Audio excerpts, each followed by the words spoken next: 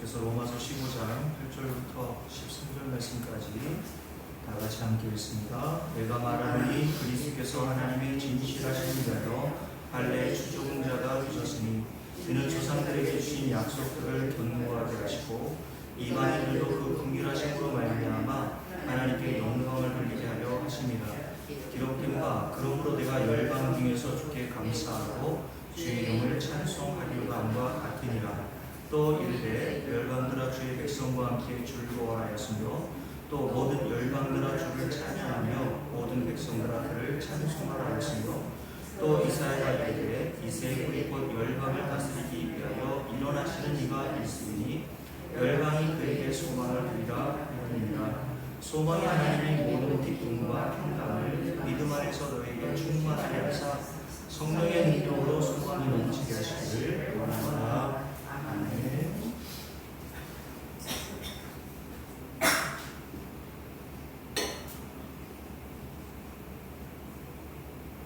오늘도 비가 와서 굉장히 더워요. 더위에 먹는 잘 해주시기 바랍니다.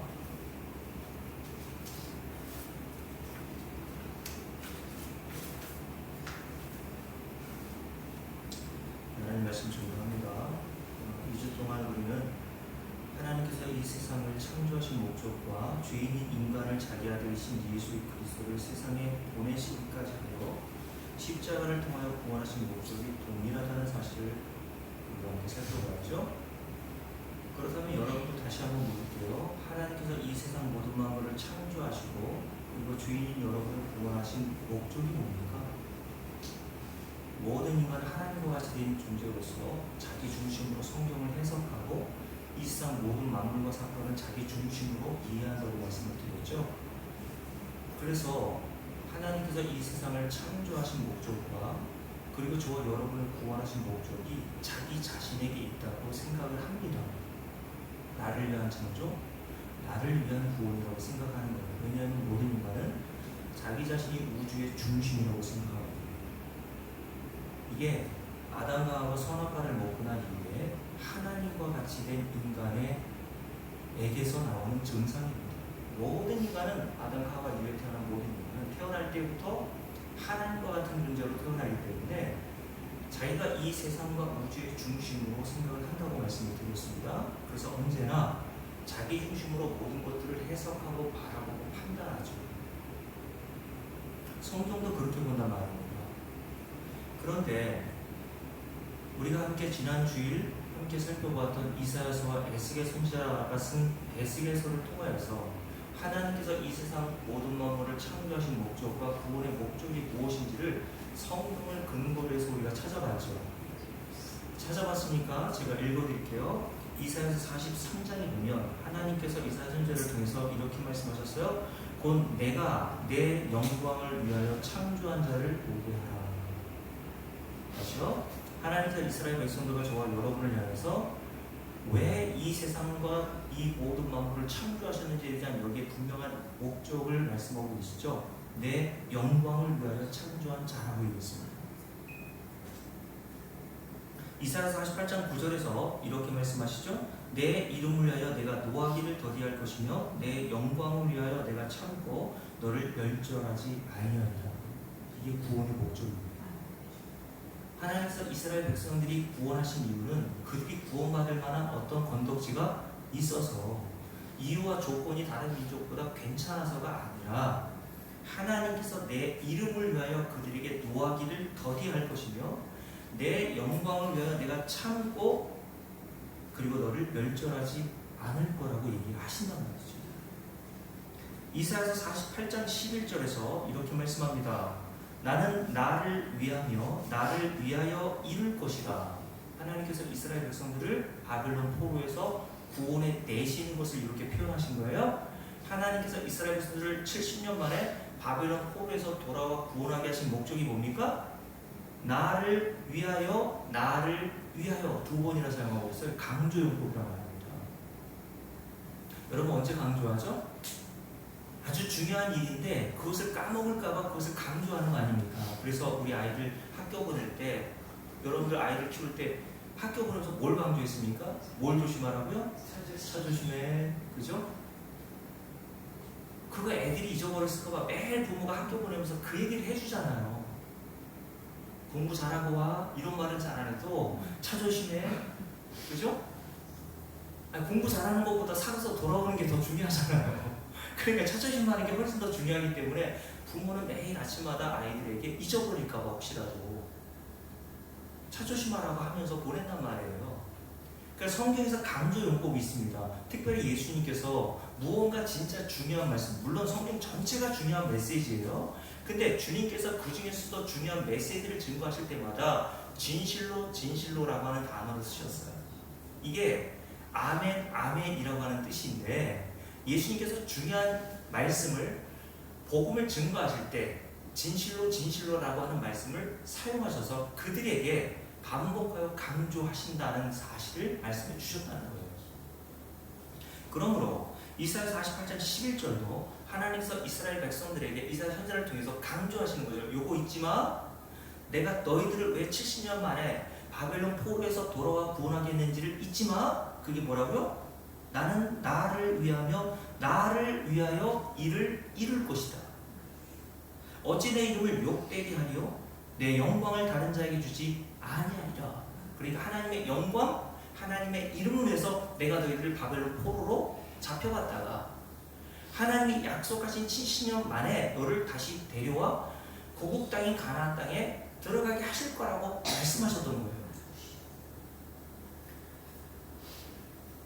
그리고 에스겔서 20장 14절에서도 에스겔 선지자를 통해 동일하게 이사야 선지자에게 하셨던 말씀과 같은 구원의 목적을 이렇게 말씀하십니다. 제가 읽어드릴게요. 내가 내 이름을 위하여 달리 행하였나니. 자, 이 부분을 새 번역에서는 이렇게 번역했어요. 내 이름이 욕이 될까봐.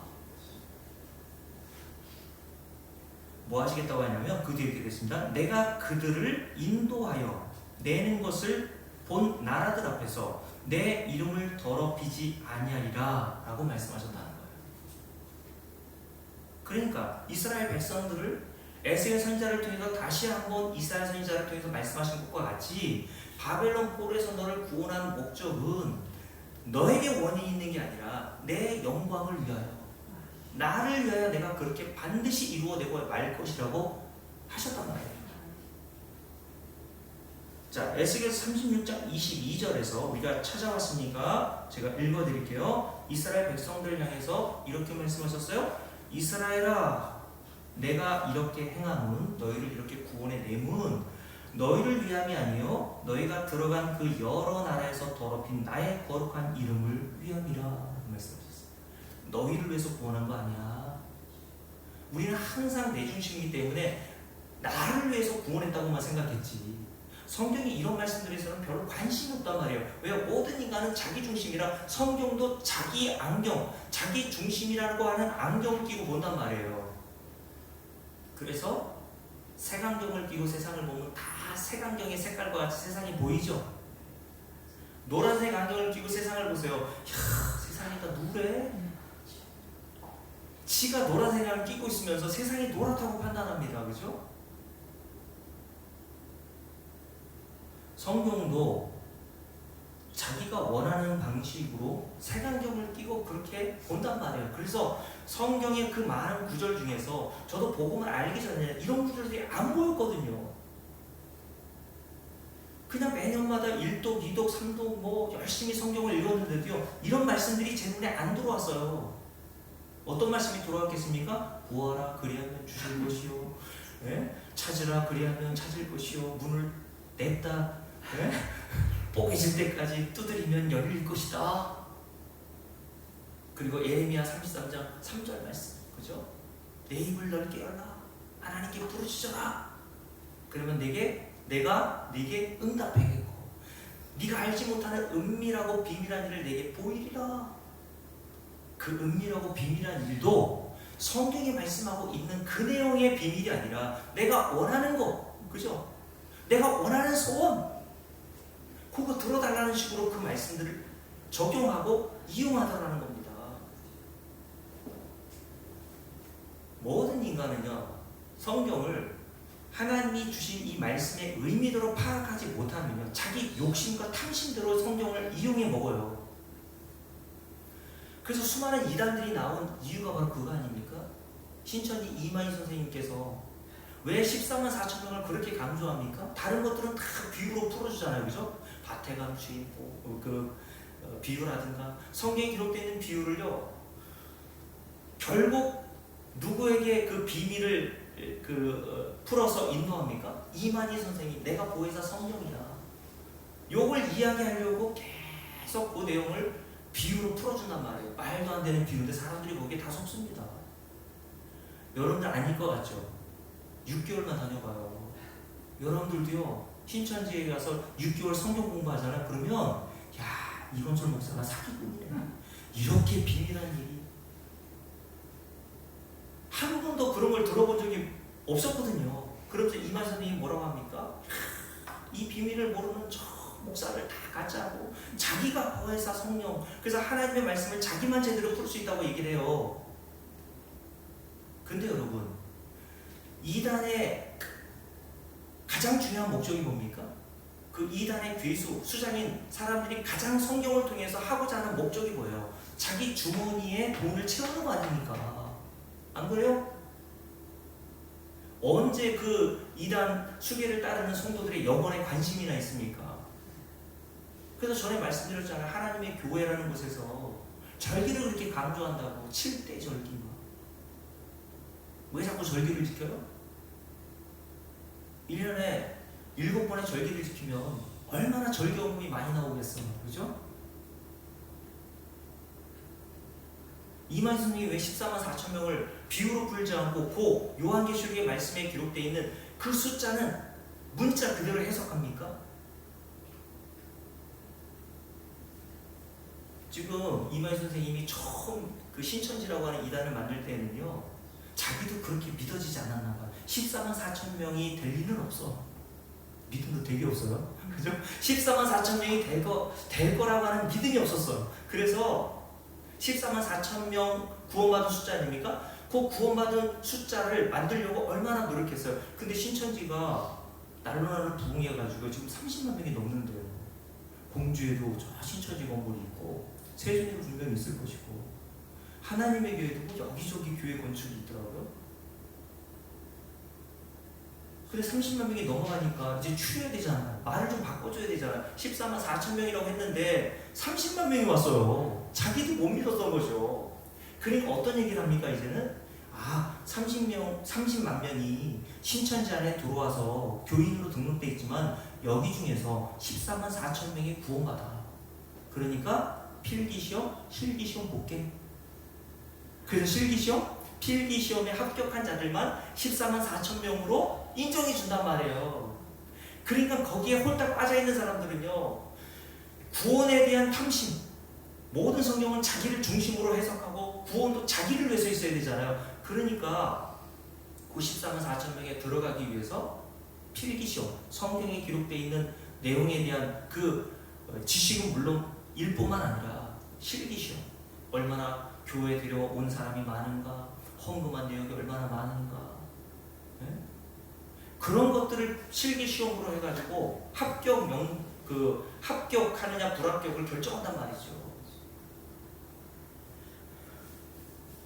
여러분, 하나님께서 인간을 창조하시고 저와 여러분을 구원하시고 성경을 주신 목적은요, 여러분과 저와 제가 가지고 있는 탐심과 꿈을 이루기 위한 목적으로 성경을 주신 게 아니에요.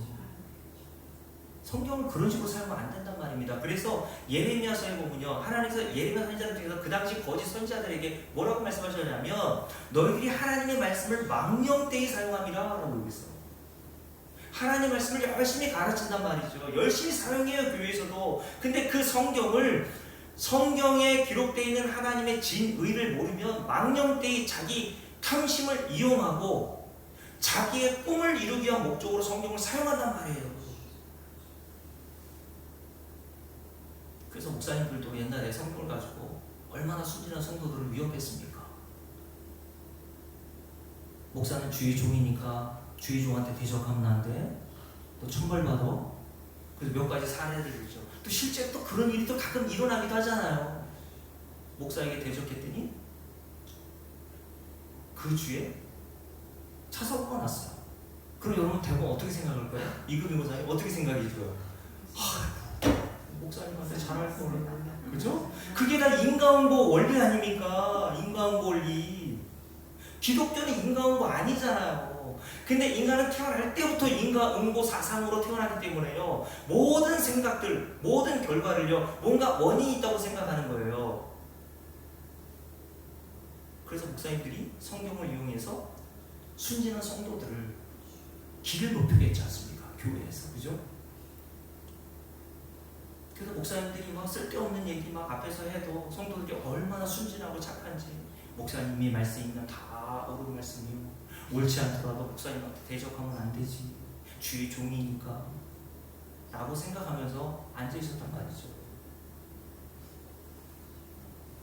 여러분, 성경 그리고 하나님께서 우리에게 주신 구원, 그리고 저와 여러분을 참여하신 목적은요, 여러분을 위한 게 아니라니까요. 하나님께서 뭘 위해서 여러분과 저를 창조하시고 구원해 주셨대요? 내 이름을 위하여, 내 영광을 위하여. 그러면 성경을 주신 목적도 뭐겠어요? 하나님의 이름과 하나님의 영광을 위하여 주신 거란 말이에요. 그래서 주기도문에서 첫 번째 대목이 뭡니까? 하늘에 계신 우리 아버지시여. 첫 번째 기도의 내용이 뭐예요? 이름이 거룩히 여김을 받으시오 시라고 이렇게 기도하라고 주님께서 가르쳐 주셨잖아요. 근데 주기도문만 하지, 그죠?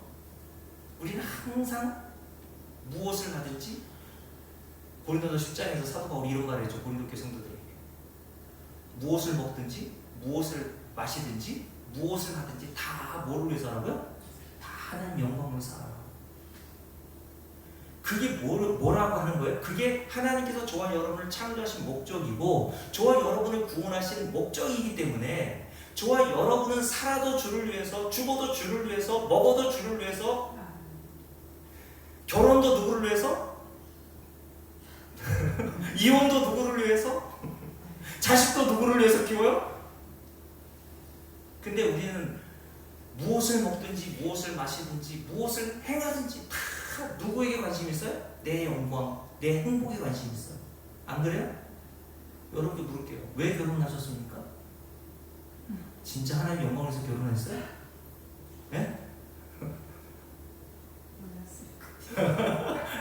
그게 뭡니까? 그게 죄란 말이에요, 사실은. 죄는 뭡니까? 하나님이 창조하신 목적에서 벗어난 게 죄예요. 그래서 헬라어로 죄라고 하는 단어를 하마르티아라고 하는데, 하마르티아라고 하는 죄라는 단어의 의미는요, 관역에서 벗어나다, 관역에서 빗나가다라고 하는 뜻이거든요. 하나님이 저와 여러분을 창조하신 목적이 있잖아요. 그게 관역이잖아요. 근데 그 창조하신 목적, 그 관역에서 빗나갔다면 그게 뭐라고요? 하마르티아, 죄라는 거예요. 그러니 저와 여러분은 날 때부터 죽을 때까지 뭐만 하고 있어요? 죄만 짓고 살고, 죄만 짓고 살다가 죄만 짓고 사는 인생이 되어서 영원한 사망으로 갈 수밖에 없는 죄인이란 말이에요. 이 세상 어떤 인간이 여기에서 벗어날 수 있습니까? 안 그래요? 여러분, 그래서 여기 볼게요. 시편 106편 볼게요. 106편 8절 보십시오. 구약성경 시편 106편 8절 한번 보십시오. 지금 이사야 선지자, 에스겔 선지자 이 메시지를 통해서 창조와 구원의 목적이 무엇인지 우리가 배웠습니다. 에스겔서와 이사야서만 그 얘기를 하고 있는 게 아니라 시편에 기록되어 있는 말씀에서도 구원의 목적을 이렇게 말씀하고 있다는 것을 우리가 함께 오늘로 찾아보자는 거죠. 시편 106편. 자, 찾으셨죠? 8절입니다. 함께 했습니다. 그러나 여호와께서는 주를 빡빡 거머세요. 이른데 주를 거머시란 말이에요. 무엇을 위하여? 자기의 이름을 위하여 그들을 구원하셨으니. 다시요. 하나님께서 왜 저와 여러분을 구원하셨습니까? 자기의 이름을 위하여 구원하셨대요. 그의 큰 권능을 만인이 알게 하려 하시리로다. 이게 하나님의 창조와 구원의 목적이라니까요. 그래서 저와 여러분이 진짜 하나님의 그 구원하심을 입은 자요, 그 은혜를 깨달은 자가 되잖아요. 그래서 저와 여러분이 진짜 하나님의 구원하심을 입은 자요, 그 은혜를 깨달은 자가 되잖아요. 그래서 저와 여러분이 진짜 하나님의 구원하심을 입은 자요, 그 은혜를 깨달은 자가 되잖아요. 그래서 저와 여러분이 진짜 하나님의 구원하심을 입은 자요, 그 은혜를 깨달은 자가 되잖아요. 그래서 저와 여러분이 진짜 하나님의 구원하심을 입은 자요, 그 은혜를 깨달은 자가 되잖아요. 그러면 이 말씀에 기록되어 있는 목적처럼 여러분 성경은 하나도 거짓이 없고 다 진리만을 증거해 주고 있지 않습니까? 그러니 저와 여러분이 이 말씀을 통해서 뭘 깨닫고 뭘 알게 돼요? 여러분의 꼬라지, 그죠? 꼬라지. 저도 꼬라지라는 표현을 자주 하거든요. 꼬라지. 이 꼴이라고 하는 단어에서 꼬라지가 나오는데 꼴은 얼굴이거든요. 저와 여러분의 꼬라지를 보면 볼수록 도저히 나는 구원 얻을 수 없는 자라는 사실이 매일 드러나잖아요. 말씀을 통해서. 그런데 왜 이런 자를 구원하셨을까? 하나님의 이름을 위하여, 하나님의 영광을 위하여. 저와 여러분이 그 구원하심의 놀라운 은혜와 자비를 경험하여서 아, 성경에 기록되어 있는 하나님이 바로 이런 하나님이구나 라는 사실을 깨닫게 하시기 위해서 하나님이 얼마나 자비가 그리고 긍휼하심이 풍성하시며 나 같은 죄인을 구원하셨을까? 성도는 이 자리로 가는 거예요. 그러니 이런 꼬라지를 알고 하나님의 크신 자비와 은혜를 아는 자들이 어떻게 하나님을 찬송 안 하고 어떻게 하나님을 감사하지 않을 수가 있어요? 그게 하나님의 이름을 위한 구원이기 때문에 그래서 구원받은 성도들은 날마다 하나님의 이름을 찬송하는 거예요. 맞습니까? 이게 하나님의 구원의 목적이니까요. 반드시 그 목적을 이루고야 마신다 그랬잖아요. 그죠? 내가 나를 위해서 구원했기 때문에 그 목적을 내가 너를 통해서 이루어내고 말 거야. 그래서 신약 성서에 보면요, 사도 바울이 쓴 서신들 13서신, 에베소서, 골로새서, 고린도전서, 후서 이런 데 보세요. 첫 마디가 다 찬송이에요. 찬송하리로다. 감옥에서도 찬송이 나오는 거예요. 찬송이 뭐라 그랬습니까? 쉬운 말로 칭찬해 드리는 거라고 말씀드렸잖아요. 하나님 너무 잘하셨네요. 그래서 여러분, 성경을 통해서 하나님께서 우리에게 주신 목적은 뭐예요? 우리의 소원 성취를 위해서 주신 게 아니에요. 제가 전에 말씀드렸죠. 어떤 목사님은 성경을 가지고 꿈 해몽을 해준다고 이렇게 얘기하는 목사님이 계신데 성경은 그런 목적으로 주신 게 아니라니까요. 하나님을 좀 알아먹으라고.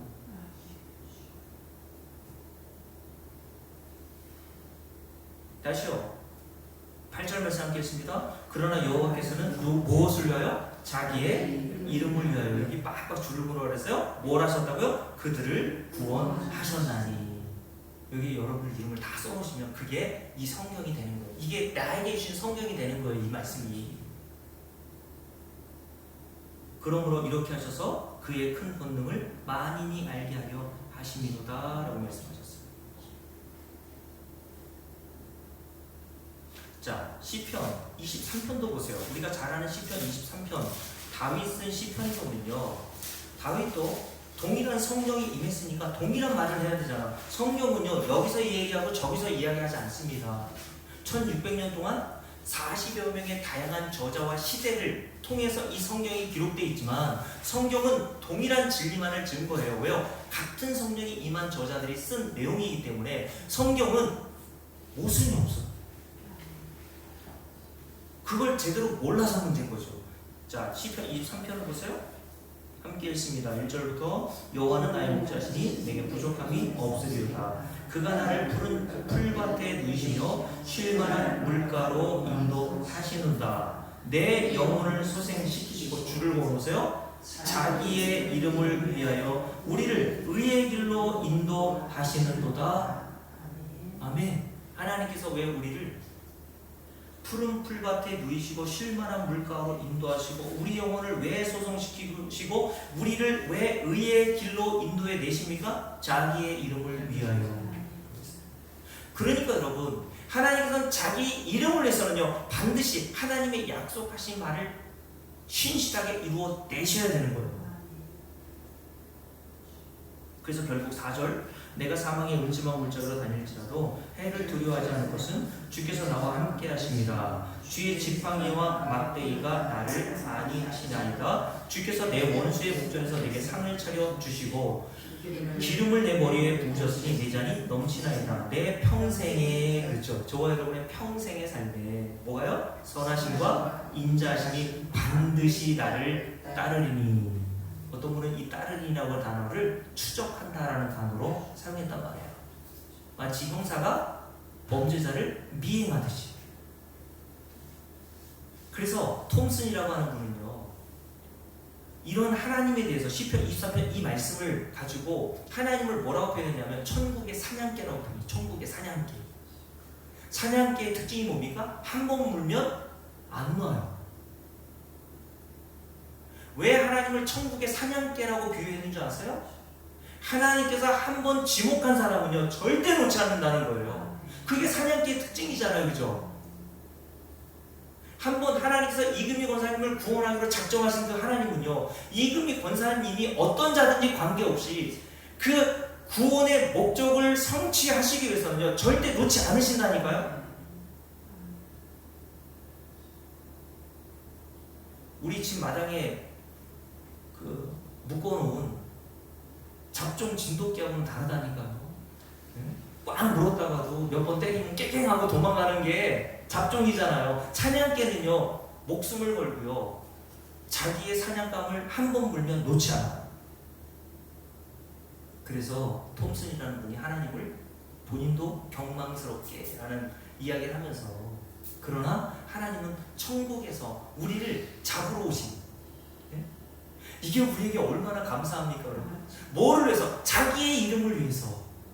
내가 너를 구원하기로 작정하고 그리고 약속했는데 내가 만약 너를 구원하는 것에 실패한다면 내 이름이 뭐가 되겠니? 내가 너에게 약속한 것을 내가 신실하게 지켜내지 않고 네 행위에 따라서 네가 잘하면 구원하고 네가 못하면 구원에서 탈락하고 그렇게 한다면 내 신실한 그 본질은 어떻게 되겠니? 너를 위해서가 아니야. 네가 이뻐서가 아니야. 내 이름을 위해서 내가 너를 반드시 구원해내고야 말 거야. 그래서 시편 23편을 쓴 다윗이 뭐라 그랬다고요? 내 평생에 선하심과 인자하심이 나를 끝까지 뭐 한다고요? 따르리니 추적하리니 내가 결국 여호와의 집에 영원히 살리로다. 아멘. 여러분, 세상에 이런 신이 어딨나요?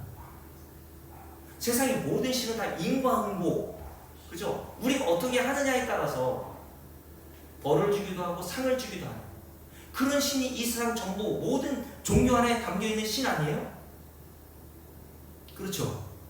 그래서 모든 종교 사상에는요 다 인과응보 사상이 있다고요. 불교 윤회설을 한번 생각해 보세요. 나중에 지금보다 더 나은 내세로 어떤 존재로 태어나기 위해서는 이 세상에서 어떻게 살아야 된다고 얘기해요? 착하게, 그죠? 그래서 우리 손윤 고사님이 남해식품에서 이제 배달 일을 하시는데 거기 주인이 또 불교에 조금 이렇게 사실 불교가 뭔지도 모르면서 복 받으려고 이렇게 하시는 거겠어요. 스님이 아침마다 매일마다 찾아온대요. 그러면 그 주인이 그 스님에게, 스님이 이제 똑똑똑 두들리면서 이제 뭐라고 그러나요? 그걸 보시한다고 그러나요? 해가지고 5,000원인가 10,000원을 드릴대요. 하루에 한 번씩. 그렇게 좋은 일을 해야 좋은 일이 일어나고 좋은 곳에 간다는 사상이 모든 종교 안에 다 들어있죠. 안 그래요? 유대교도 들어있고요, 이슬람교, 불교 할 것 없이 모든 종교에 다 들어있어요. 우리 서로에도 그런 이야기들이 얼마나 넘쳐납니까? 흥부 놀부죠. 흥부가 왜 복을 받았습니까? 착한 마음을 가지고 제비다리 부러진 걸 고쳐줬더니, 고침받은 제비가 박씨를 물어다 줬는데 박씨를 심어가지고 커가지고 그 박을 타봤더니 거기에서 금은보화가 쏟아져 나오더라. 근데 그걸 본 놀부가 배가 아파가지고 일부러 제비를 다리를 부러뜨려가지고 고쳐줬다지 않습니까? 근데 그 제비가 똑같은 박씨를 물고 왔는데 흥부와 같이 잘 키워가지고 박을 타보니까 거기에 온갖 그냥 귀신들이 다 뛰쳐나와가지고 망했대잖아. 그게 뭐예요? 인과응보 사상입니다. 착하게 살아야 없더라. 그래야 복 받아. 장화, 흑련전도 마찬가지고 심청전도 똑같은 거 아니에요? 그죠? 이 세상 민화, 설화, 뭐 이런 이야기들에는 다 인과응보 사상이 넘치는 이유가 뭘까요? 왜 종교 안에는 다 인과응보 사상이 있을까요? 그게 인간의 타락한 본성에서 나오는 거기 때문에 그래요. 은혜는 뭡니까? 내게 원인이 없는데 주어진 걸 은혜라고 하잖아요. 맞죠? 은혜는 내가 뭘 한 게 없는데 주어진 걸 은혜라고 한단 말이에요. 그래서 성경은요, 인과응보의 원리가 아니에요. 은혜의 원리라니까요. 뭘 해서 복 받는 게 아니고 뭘 해서 영생 받는 게 아니에요. 율법 잘 지켜서 영생을 받을 수 있다면 하나님께서 예수를 왜 보내세요? 그래서 제가 누차 말씀드렸잖아요. 젊은 가는이 영생을 얻으려면 뭘 해야 합니까? 라고 물었더니 주님께서 계명지켜 라고 했을 때 이 젊은 가는이 나 어렸을 때부터 성실하게 잘 지켰습니다. 그러니 얼마나 세상에서 착했을까요? 그렇죠? 근데 주님께서 그 젊은 부자와 제자들에게 뭐라고 말씀하셨어요? 사람으로는 할 수 없으되. 이게 복음의 시작이에요. 사람에게는 할 수 없구나. 내가 뭘 해서 영생을 얻는 게 아니구나. 요걸 깨닫게 하신단 말이에요. 성경은. 진리는 내가 뭘 해서 복을 받는 게 아니구나. 여러분이 이 세상에서 행하는 행위로만 보면요, 제가 설교 서두에 말씀드렸잖아요. 우리는 창조의 목적이 뭐라고 오늘 깨달았어요? 창조 구원의 목적, 하나님의 이름에 그리고 영광을 위한 거라 그랬죠. 근데 저와 여러분은 태어날 때부터 죽을 때까지 뭘 위해서 살아요? 날 위해서 산다고. 날 위해서. 그게 죄라 그랬잖아요. 날 위해서. 성경도 이용해 먹고, 네? 이단만 그러는 게 아니에요. 목사도 그러고 있다니까요. 저도 제 아내하고 옛날에 막 그냥 젊었을 때 부부싸움 가끔 했겠죠, 그죠? 안 했을까요? 가끔 어렸을 때 목사니까 막 성경을 좀 안다고, 여보 에베소 5장에 봐봐. 마누라는 어떻게 하라 그랬어? 아내들이여 주 안에서 남편을 순종하라, 복종하라, 이겨라. 그렇죠?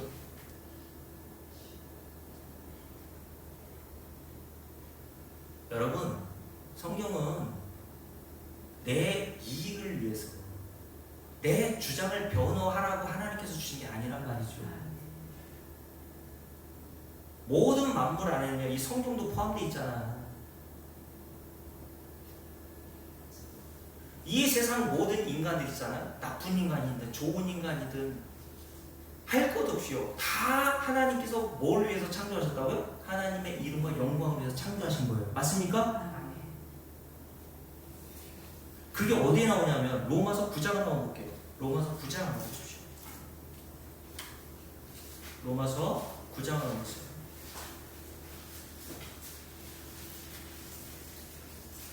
자, 로마서 9장에 보면 사도 바울이 하나님을 토기장이로 모든 인간을 진흙으로 표현해요. 자, 19절 말씀부터 쭉 읽습니다. 함께 읽을게요. 혹 네가 내게 말하기를 그러면 하나님이 어찌하여 험을 하시느냐? 누가 그 뜻을 대적하느냐니 이 사람아, 네가 누구에게 감히 하나님께 반문하느냐? 피조물이 저 여러분에게 사도 바울이 반문하는 거예요. 주제 파악 좀 해, 이거예요. 야, 티끌, 흑인 주제에 창조주 하나님께 네가 반문할 수 있어?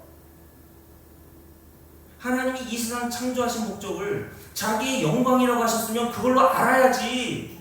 피조물이 거기에 어떻게 항의하니? 이런 말이에요.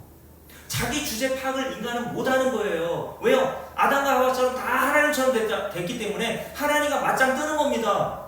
당신도 하나님이야? 나도 하나님이야. 당신이 왜 당신 마음대로, 어떤 자는 이렇게 창조하고 어떤 자는 저렇게 창조해. 내 말 안 들어 이거죠. 나도 의견 한번 내볼게. 당신이 진짜 사랑의 하나님 맞아? 공정하고 공평한 하나님 맞아? 인간이 이렇게 항의한단 말이에요. 거기에 사도 바울이 일침을 가하는 거예요. 네가 누구이기에 감히. 이게 저와 여러분이 하신 말씀입니다. 네가 누군데 나한테 감히 따지나?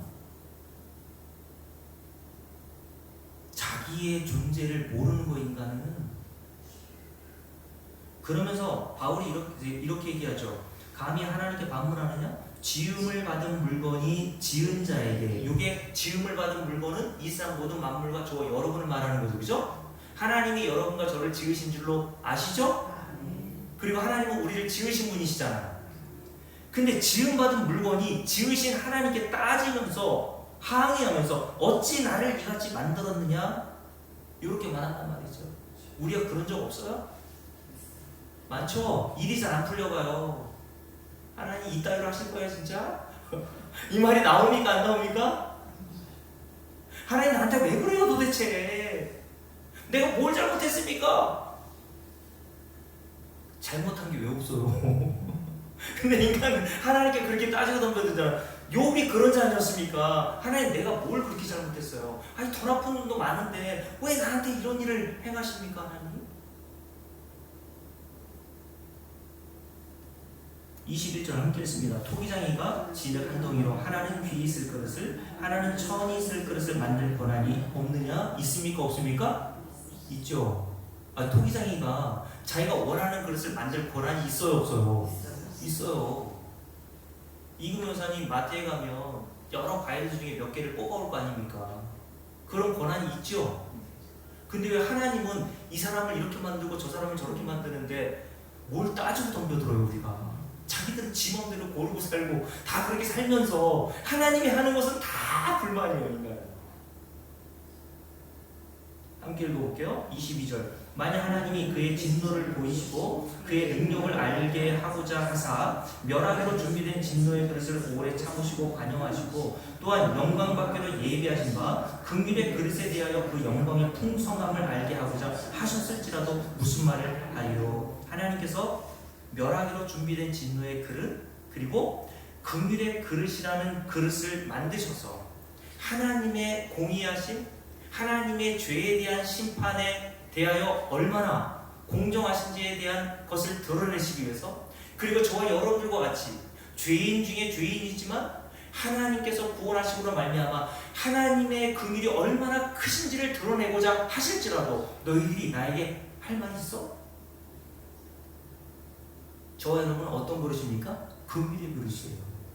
긍휼의 그릇이라는 것은 하나님의 긍휼만 오롯이 담겨야 되는 그릇이란 말이에요. 여러분은 그러니까 구원을 진짜 알아먹잖아요. 하나님의 은혜가 뭔지를 알잖아요. 그러면 여러분들은요. 오늘 로마서 15장에 뭐라고 되어 있습니까? 넘겨볼게요. 로마서 15장.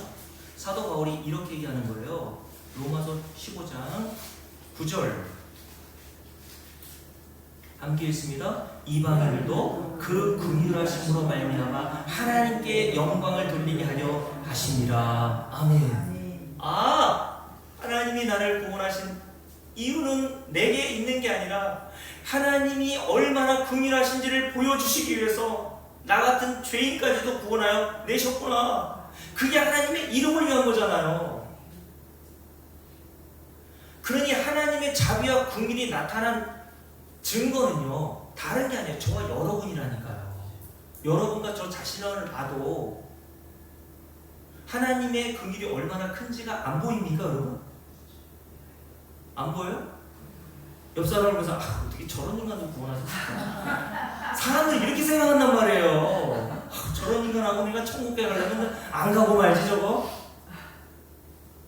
뭘 모르는 거예요? 자기 꼬라지를 모르는 거예요 인간이. 그래서 바리새인에게 주님께서 하신 말씀이 뭡니까? 세리 죄인들을 비난하고 정죄하며 야 너 같은 인간 무슨 하나님 나라라고 하나님 자녀가 될 수 있겠냐? 나 정도는 돼야지. 나는 일주일에 2번씩 음식했어. 누가 58장 세리와 바리새인 비유에 바리새인이 자랑하잖아. 난 일주일에 2번씩. 너 몇 번 음식했어? 박나우사님 1년에 몇 번 음식하면서 기도합니까? 자랑해요? 한번 자랑해요? 일주일에 2번씩 음식했고 11조 빼먹은 적 없고 안식일 철저히 지켰고 토색하거나 불의하거나 가능한 적 없고 나열하잖아요. 그리고 저 성전 끄트머리에 앉아있는 세리를 보면서 저런 인간은 돈 빼먹고 저런 인간이 왜 교회 나왔어? 하나님이 저런 인간 구원하실 것 같아? 나 정도는 돼야지. 그런 바리새인에게 주님 뭐라고 하십니까? 네 눈에 들 보라고 아니어서 봐. 여러분, 성도는요, 아무리 다른 사람보다 훨씬 윤리와 도덕적으로 괜찮은 삶을 살아낸다 하더라도요, 하나님의 말씀의 빛이 우리의 내면을 확 비춰주잖아. 내가 어떤 사람인지 말씀의 빛으로 우리가 깨달아 먹잖아요. 내가 주의 뒤에 괴수라고 고백했던 사도 바울과 같이 우리에게도 그런 고백 안 나옵니까? 안 나오면 그거 진리, 복음을 제대로 알지 못하는 거예요. 그러니까요, 저와 여러분, 사도 바울이 디모데서 1장에서 뭐라는 줄 아세요? 디모데서 1장 나올게요. 디모데서 1장. 여러분, 성경은 한 권의 책이라고 그랬죠. 똑같은 진리를 말하고 있어요. 디모데서 1장을 보세요. 사도 바울이 노후에 쓴 서신이 디모데 전서 그리고 후서거든요. 디모데 전서 한번 보십시오. 자, 사도 바울이 이렇게 얘기하죠. 12절부터 함께 했습니다. 나를 능하게 하신 그리스도 예수 우리 주께 내가 감사하는 나를 충성되이 여겨 내게 직분을 맡기시니 내가 전에는 비방자요 박해자요 폭행자였으나 누구를 비방하고 누구를 폭행하고 누구를 박해했습니까? 예수 그리스도를, 하나님의 아들을. 그래서 복음의 진리를 몰랐을 때 열심히 복음을 박해하러 다녔잖아요. 근데 사도 바울이 어떻게 복음의 진리를 깨닫고 생명을 얻어 구원을 얻게 되었습니까? 그 뒤에 나오죠. 도리어 긍휼을 입은 것은, 이게 뭡니까? 내가 이런 자였는데 내가 구원받은 원인은 딱 하나야. 하나님의 긍휼 때문이야. 예수를 십자가에 못 박으라고 선동하고 그 예수 믿는 그리스도인들을 잡아다가 그렇게 박해하고 핍박하고 조롱하고, 이런 자는 마땅히 지옥에 던져져야 마땅함에도 하나님이 이런 자까지 긍휼히 여기셔서 구원해 주셨단다.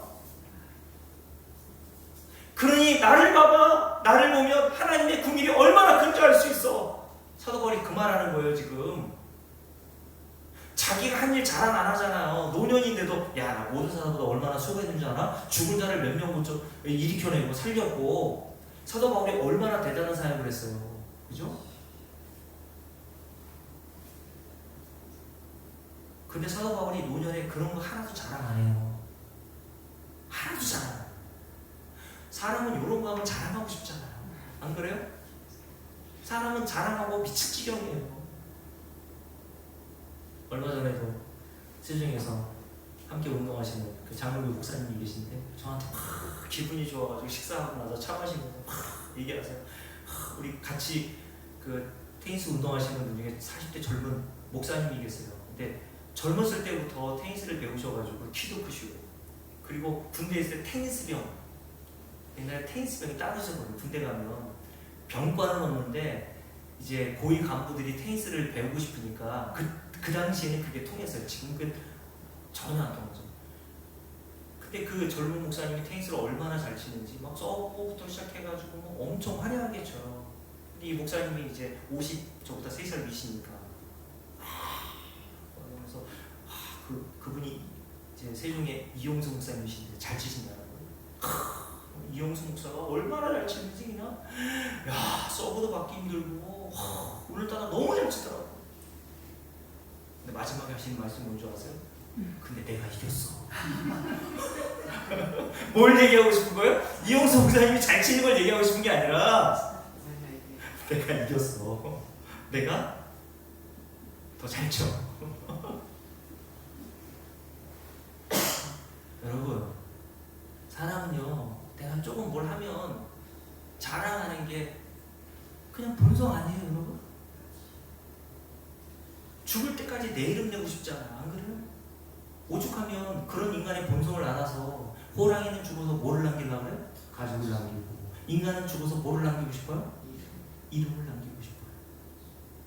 이게 인간의 본성이에요. 그래서 창세기 11장에 보면요, 바벨탑을 쌓을 때도 그 인간들이 뭐라고 하는지 아세요? 이 바벨탑을 높게 쌓아서 우리의 이름을 내자. 참 희한하지 않습니까? 그 인간의 본성은 지금까지 변하지가 않았어. 우리 이름을 내자 이거예요. 우리 이름을.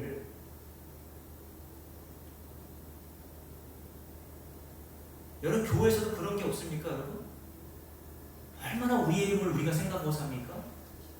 그냥 은혜를 받아가지고 뭘 하지 못해도요, 우리 체면 때문에 뭘 하기도 하잖아요. 그죠? 안 그래요? 내 체면 때문에 헌금도 하고, 뭐 여기 앉아 계신 분 그런 분 없겠죠.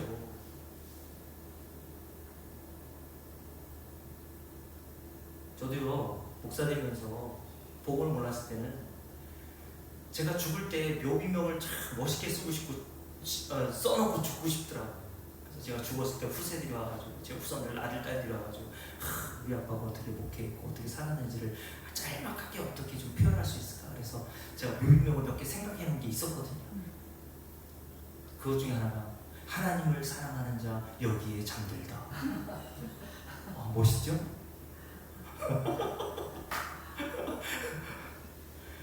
그게 뭡니까? 그게 내 이름을 좀 내고 싶은 거예요. 내 이름 좀 남겨보고 싶은 거죠. 나 이렇게 살았어. 근데요, 제가 복음을 깨닫고 나니까요, 세리 요한이 요한복음 말씀에서 뭐라는 줄 아세요? 세리 요한의 제자들이 세리 요한에게 와가지고, 스승이 와가지고, 스승님, 저 예수님이 나타나가지고 당신의 스승들이 많이 예수님께 가고 있는데요. 그때 세리 요한이 한마디 합니다. 주는 흥하여야 하겠고 나는 가면 갈수록 쇠하여 져야 하리라. 내 이름은 점점 사라져. 오직 주님의 이름만 높아져야 한다라고 얘기했는데, 그게 성도의 삶이라니까요. 저와 여러분의 이름은 자꾸 삭제돼야 돼요. 뭘 해도 자꾸 내 이름이 없어져야 된다니까요. 그래서 요한계시록에 보세요, 여러분. 14만 4천 명의 이마에 다 누구 이름이 써 있어요? 예수 그리스도의 이름만 써 있어요. 자기 이름 가지고 가는 사람 한 사람도 없다니까요.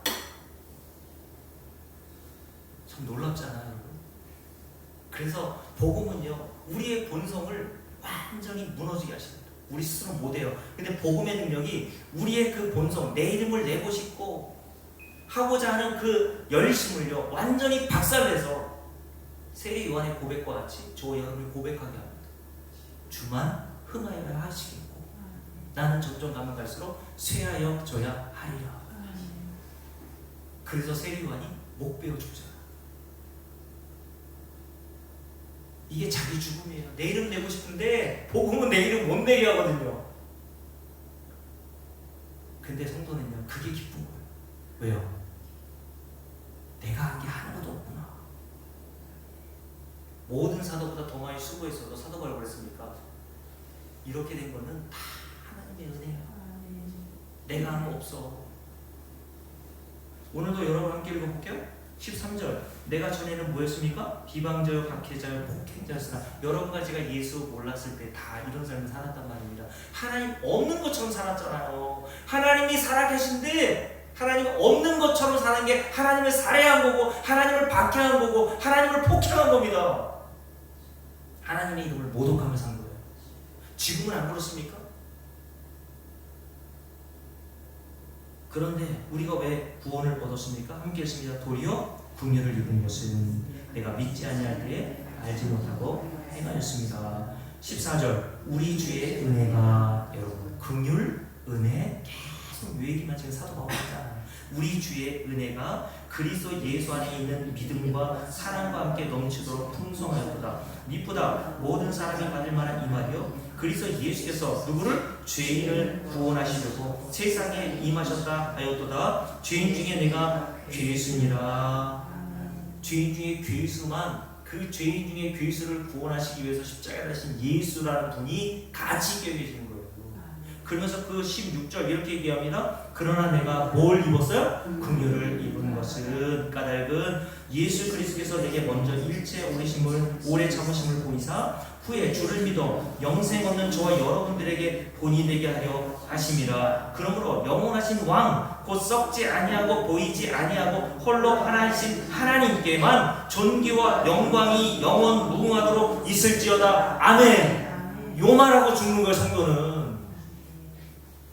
내 이름 내려고 하면서 묘비명에 하나님을 사랑하는 자에게 잠들다 이렇게 남기는 게 아니라 묘비명을 없애야 되는 거예요. 그래서 모세가 그렇게 하나님의 명령을 듣고 40년 동안 이스라엘 백성들을 위해서 얼마나 고생했습니까? 근데 느보산 가나안 땅에 들어가지고 느보산에 죽었어요. 근데 모세의 무덤을 못 찾아요. 왜 그랬을까요? 사람은요, 그런 위대한 사람이 죽으면 가가지고 경배의 대상으로 삼는다니까요. 안 그럴 것 같아요, 여러분? 자꾸 그 사람을 추억하고 그 사람을 기념하려고 하는 게 인간의 본성이라니까요. 그런 사람처럼 되자고 또 이야기 가르치고. 여러분, 교회는 사람의 이름을 기념하는 것이 아닙니다. 맞습니까? 오늘 17절 뭐라고 했습니까? 다시 읽어볼게요. 성경은 요 고백하고 모든 성도들이 가는 거예요. 함께 읽습니다. 영원하신 왕, 복 썩지 아니하고 보이지 아니하고 홀로 하나이신 누구에게? 하나님께만 존귀와 영광이 영원 무궁하도록 있을지어다. 아멘. 요 한마디 하고 하나님 나라 들어가는 겁니다. 성도들은. 왜요? 사도 바울이 뭐라고 하겠습니까? 계속 하나님의 긍휼, 하나님의 은혜, 자기에게는 원인이 없다는 얘기하는 거죠. 내게 원인이 없는데 어떻게 내 이름을 내요? 어떻게 내 이름이 높아지길 원합니까? 그래서 복음은 우리를 낮추세요. 그래서 이스라엘 백성은 왜 강야로 들어가신다 그랬어요? 내가 너희를 낮춘 거야. 너희를 낮추시며 너희를 시험하셔서 우리를 낮추시는 거예요. 이 세상 살아보니까 여러분 어떤 자가 드러납니까? 여러분들이 오늘 사도 바울처럼 참 나는 하나님 말씀대로 산 게 하나도 없구나 라는 사실이 깨달아지지 않아요? 그래서 하나님께서 이 광야 같은 세상에서 저와 여러분을 어떻게 하시는 거예요? 낮추시고, 그리고 누구만 높이게 하세요? 하나님과 우리 주 예수 그리스도의 은혜만 높이게 하시고, 그게 구원받은 성도들의 삶입니다. 여러분, 로마서 9장 말씀을 마칠게요. 사도 바울이 로마서 9장에서 뭘 얘기했다고요? 하나님은 토기장이, 우리는 지. 이 세상 모든 만물들은요, 뭐를 위해서 창조되었다고요? 하나님의 영광을 위해서. 하나님께서 왜 저와 여러분을 구원하셨습니까? 오늘 사도 바울이 보면서 1장에서 얘기한 것처럼 하나님의 긍휼을 나타내시기 위해서, 하나님의 은혜가 얼마나 큰지를 드러내시기 위해서, 하나님의 사랑이 얼마나 크면 저와 여러분과 같은 인간을 구원하셨을까요? 그거 알아먹으라고.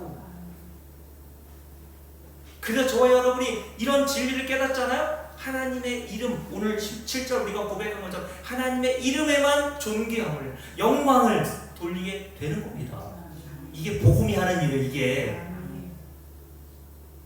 하나님께서 저와 여러분을 이 자리로 인도하실 줄로 믿습니다. 말씀 마칠게요. 저와 여러분의 이름은 쇠하여지고 오직 주의 이름만 높아지는 은혜가 있기를 주의 이름으로 축복합니다. 우리 함께 찬송가 488장 우리 3절과 4절 함께 찬송합시다.